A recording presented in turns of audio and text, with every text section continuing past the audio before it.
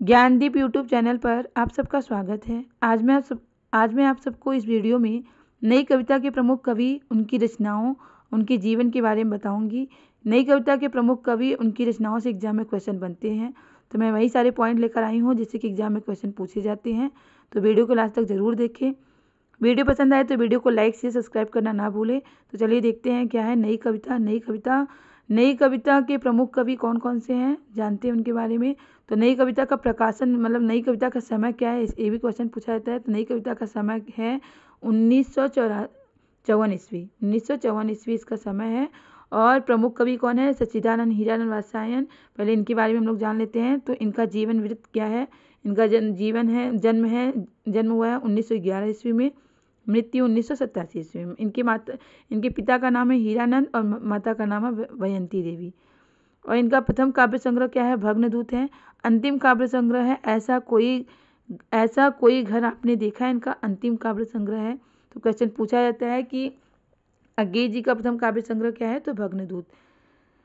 अब इनके काव्य संग्रह कौन कौन से हैं, इससे एग्जाम में क्वेश्चन बनते हैं, जान लेते हैं। भग्नदूत, चिंता, इत्यलम, हरी घास पर छड़भर, बावरा अहेरी, इंद्रधनुष रौंदे हुए, हरि ओ करुणा पर प्रभा में, आंगन के पार द्वार, पूर्वा, सुनहले सहवाल, कितने नावों में कितनी बार, क्योंकि मैं उसे जानता हूँ, सागर मुद्रा, पहले मैं सन्नाटा बुनता हूँ, महावृक्ष के नीचे, नदी की बाग छाया। तो ये काव्य संग्रह है इनके, जिससे हरी घास पर छड़भर, कितनी नावों में कितनी बार, चिंता, इत्यलम, भग्नदूत और हरी घास पर छड़भर, ये कई बार आंगन के पार द्वार कई बार एग्जाम में पूछे जा चुके हैं, तो इसे आप लोग नोट कर लीजिएगा। अज्ञेय आश्रितवाद में आस्था रखने वाले कवि हैं।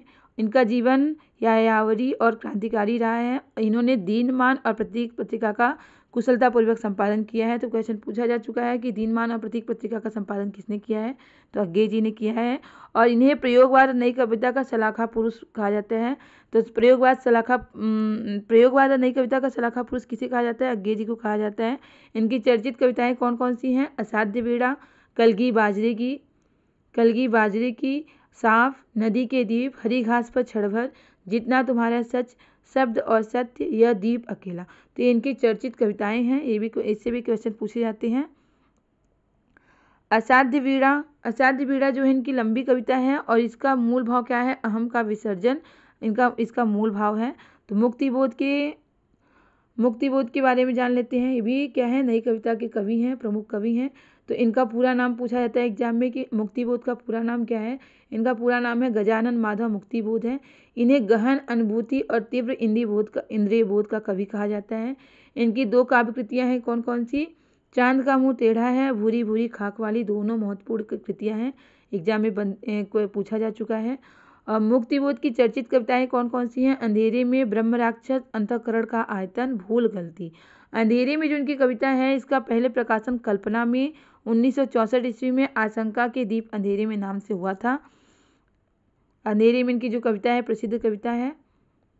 रामस्वरूप चतुर्वेदी ने क्या लिखा है कि मुक्तिबोध का काव्य संकलन चांद का मुंह टेढ़ा है, एक बड़े कलाकार की स्केच बुक है। तो ये पंक्ति दे दी जाएगी, पूछेगी जाएगी किसने कहा है, किसके संदर्भ में कहा है? तो रामस्वरूप चतुर्वेदी जी ने कहा है। और मुक्तिबोध के संदर्भ में कहा है कि मुक्तिबोध का काव्य संकलन चांद का मुंह टेढ़ा है, एक बड़े कलाकार की स्केच बुक है। अंधेरे में इनकी क्या है? एक लंबी कविता है, किसकी? मुक्तिबोध की। विभिन्न आलोचकों की विभिन्न दृष्टिकोण से देखा है, जो कि निम्नलिखित है। तो क्या क्या दृष्टिकोण है सब लोगों का अंधेरे में कविता के संदर्भ में? तो शमशेर बहादुर क्या लिखते हैं कि यह कविता देश के आधुनिक जन इतिहास का स्वतंत्रता पूर्व और पश्चात एक दहकता इस्पाती दस्तावेज है। इसमें अजब और अद्भुत रूप से व्यक्ति और जन का एकीकरण है। तो ये किसने कहा है? शमशेर बहादुर सिंह जी ने कहा है। और अंधेरे में कविता के संदर्भ में कहा है, जो कि मुक्तिबोध की कविता है। रामविलास शर्मा ने क्या कहा है? अपराध भावना का अनुसंधान कहा है। नामवर सिंह ने कहा है अस्मिता की खोज कहा है। इंद्रनाथ मदान ने कहा है आत्म संशोधन का अनुसंधान कहा है अंधेरे में कविता को। निर्मला जैन ने कहा है अंतःस्थल का विप्लव कहा है। प्रभाकर माचवे ने लावा कहा है अंधेरे में कविता को। रामविलास शर्मा ने कहा है आरक्षित जीवन की कविता कहा है। रामस्वरूप चतुर्वेदी क्या लिखते हैं कि अंधेरे में एक लंबे खंडों में कवि की समस्या है और समाज के उत्थान पतन और आंदोलन के बीच अपनी रचना के प्रेरक तत्वों का अभिज्ञान। रचना कैसे बाहर से अंदर आती है और फिर कैसे बाहर से दूर दूर तक परिव्याप्त हो जाती है। तो मुक्तिबोध ने अंधेरे में कविता की रचना क्या की है? फैंटेसी में की है। फैंटेसी यानी कल्पना फैंटेसी यानी कल्पना पर आधारित है ये कविता।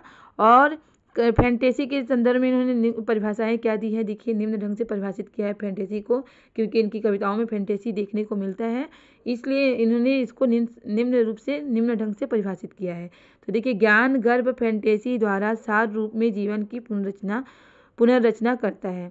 ज्ञान गर्भ फैंटेसी द्वारा सार रूप में जीवन की पुनर्रचना करता है। ऐसा किसने कहा है? मुक्तिबोध ने फैंटेसी के संदर्भ में कहा है। क्या इन्होंने कहा है? फैंटेसी के अंतर्गत भाव पक्ष प्रधान और विभाव पक्ष गौण और प्रच्छन्न तो होता ही है, साथ ही साथ भाव पक्ष कल्पना को उत्तेजित करके बिंबों की रचना करते हुए एक ऐसा मूर्त विधान उपस्थित करता है कि जिस विधान में उस विधान के नियम होते हैं। तो ऐसा इन्होंने फैंटेसी के संदर्भ में कहा है। किसने? मुक्तिबोध ने। शमशेर बहादुर सिंह के बारे में जानते हैं, इनकी रचनाओं के बारे में। तो ये भी नई कविता के कवि हैं, प्रमुख कवि हैं। इनको प्रेम और सौंदर्य का कवि कहा जाता है। क्वेश्चन पूछा जाता है कि प्रेम और सौंदर्य के कवि कौन है? तो प्रेम और सौंदर्य के कवि कौन कहे जाते हैं? शमशेर बहादुर सिंह कहे जाते हैं। इनके काव्य संग्रह कौन कौन से हैं?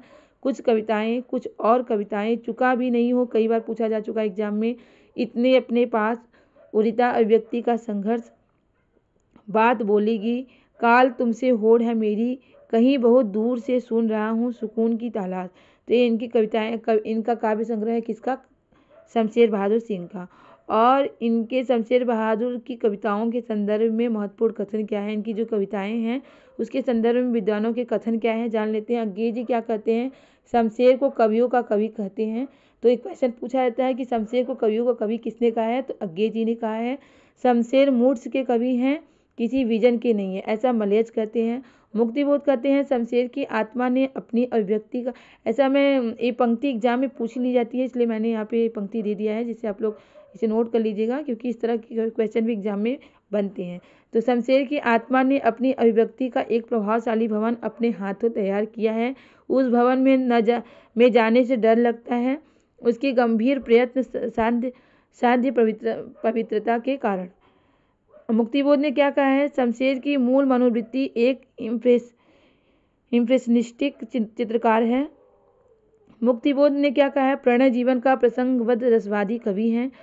विष्णु खरे ने कहा है शमशेर की शमशेरियत कहा है इनकी कविताओं को। रामचंद्र तिवारी ने कहा है शमशेर का गद्य हिंदी का जाति गद्य है। रामस्वरूप चतुर्वेदी क्या कहते हैं? भाषा में बोलचाल के गद्य का लहजा और लय में संगीत का चरम अमूर्तन, इन दो परस्पर प्रतिरोधी मनोस्थिति को उनकी कला शांति है, ऐसा रामस्वरूप चतुर्वेदी कहते हैं। शमशेर का कथन है कि मैं उर्दू और हिंदी का दोआब हूँ। एक इम्पॉर्टेंट पंक्ति है, एग्जाम में पूछी जा चुकी है। मैं उर्दू और हिंदी का दोआब हूँ, ऐसा किसने कहा है? शमशेर ने कहा है। अब इनकी चर्चित कविताएं कौन कौन सी है? टूटी हुई बिखरी हुई, अमन का राग जो इनकी है, लंबी कविता है। एक पीली शाम, धूप कोठरी के आईने में खड़ी, घिर गया है समय का रथ, समय साम्यवादी। एक पीली शाम कई बार पूछा जा चुका है एग्जाम में। तो इनकी क्या है? चर्चित कविताएं हैं। भवानी प्रसाद मिश्र जो हैं ये भी नई कविता के कवि हैं। तो इन्हें क्या कहा जाता है? सहजता का कवि कहा जाता है। तो सहजता का कवि किसे कहा जाता है? भवानी प्रसाद मिश्र को कहा जाता है। कहानीकार उदय प्रकाश ने भवानी प्रसाद मिश्र को कविता का गांधी कहा है। तो कविता का गांधी किसे कहा जाता है? किसे कहा गया है? भवानी प्रसाद मिश्र को कहा गया है। और किसने कहा है? उदय प्रकाश ने कहा है, लेकिन उन्होंने खुद को गांधी का बेटा कहा है। तो उदय प्रकाश ने भवानी प्रसाद मिश्र को कविता का गांधी कहा है और खुद को यानी अपने को गांधी का बेटा कहा है। तो इनकी भवानी प्रसाद मिश्र के काव्य संग्रह के बारे में जान लेते हैं। गीत परोस, चकित है दुख, अंधेरी कविताएं, गांधी, पंचसती, बुनी हुई रस्सी पूछा जा चुका है कई बार। खुशबू के शिलालेख, व्यक्तिगत, अंतर्गत, अनाम तुम आते नहीं, ये भी पूछा जा चुका है, इंपॉर्टेंट है। परिवर्तन जिए, इदम न मम, त्रिकाल संध्या, शरीर कविता, फसले और फूल, मानसरोवर दिन, संप्रति, नीली रेखा तक, तूस की आग, कालजयी क्या है? खंड काव्य। तो ये इनके मिश्र जी के क्या है? काव्य संग्रह हैं। अब इनकी चर्चित कविताएं क्या क्या हैं? कमल के फूल, सतपुड़ा के जंगल कई बार एग्जाम में पूछा जा चुका है, इंपॉर्टेंट है। वाड़ी की दीनता, टूटने का शोक, गीत फरोश भी पूछा जा चुका है एग्जाम में, तो आप लोग नोट कर लीजिएगा। नरेश मेहता, ये भी नई कविता के कवि हैं, तो नई कविता नरेश मेहता नए कवियों में महत्वपूर्ण हस्ताक्षर हैं। इनकी प्रमुख रचनाएं कौन कौन सी हैं देख लेते हैं। काव्य संग्रह इनके क्या क्या हैं। वन पाखी सुनो, बोलने दो चीड़ को, समर्पित, एकांत, चैत्या, उस्तवा, ये इनके काव्य संग्रह हैं। प्रबंध काव्य कौन कौन से हैं। संशय की एक रात, इंपॉर्टेंट है। महाप्रस्थान, प्रवाद पर्व, सबरी, ये इनके प्रबंध काव्य हैं। समय देवता शीर्षक कविता इनकी एक लंबी कविता है जिसमें धरती के विभिन्न भागों की सांस्कृतिक राजनीतिक स्थिति का सिनेरियो प्रस्तुत किया गया है। नरेश मेहता की अन्य चर्चित एवं महत्वपूर्ण रचनाएं कौन कौन सी हैं। उषस, किरण धेनुए, चाहता मन, ये इनकी चर्चित रचनाएं हैं।